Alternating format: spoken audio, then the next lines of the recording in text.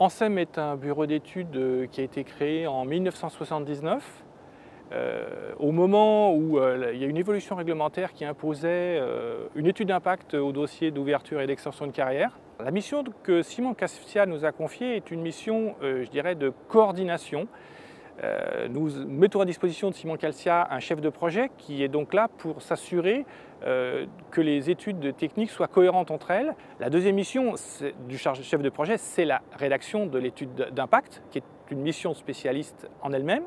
Et sa troisième mission, la troisième mission qui est confiée à ANSEM, c'est la réalisation d'études techniques qu'on nous a confiées sur les thématiques du bruit, du paysage et de l'assistance à la conception de l'état final de la carrière.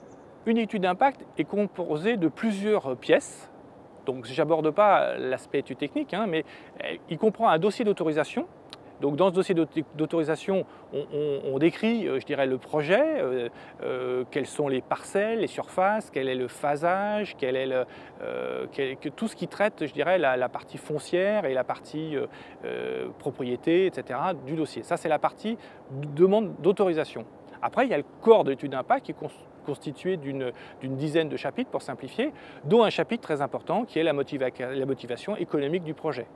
Après, il y a des pièces annexes, l'étude de danger, qui est importante parce qu'elle définit le danger du projet par rapport au voisinage, et la notice hygiène et sécurité, qui décrit les mesures de sécurité mises en place par la société, en l'occurrence Simon Cassia, sur son personnel.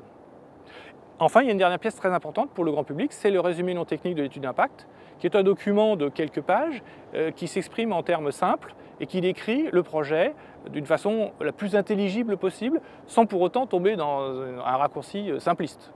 Les études techniques lancées par Simon Cassia présentent toute la même méthodologie. Elles visent à disposer d'un état initial via des campagnes de terrain, pour le bruit par exemple, ou la poussière. Une fois cet état initial établi, on définit les effets du projet sur cet état initial. Et ensuite, on définit les mesures pour limiter, voire supprimer les effets du projet sur cet état initial. La durée des études est variable. Disons qu'il y a deux types d'études. Il y a des études qui sont tributaires de cycles annuels, comme l'écologie ou l'hydrogéologie, et des études qui sont plus, on va dire, techniques, qui découlent d'un modèle mathématique ou informatique. Donc l'étude d'impact est tributaire de l'étude de la technique la plus longue, qui peut s'étaler sur 1 voire 2 années, suivant la complexité ou les difficultés rencontrées pendant l'étude. L'étude d'impact, une fois terminée, est un document qui est public au sens où il est présenté au public lors de l'enquête publique qui dure 1 mois.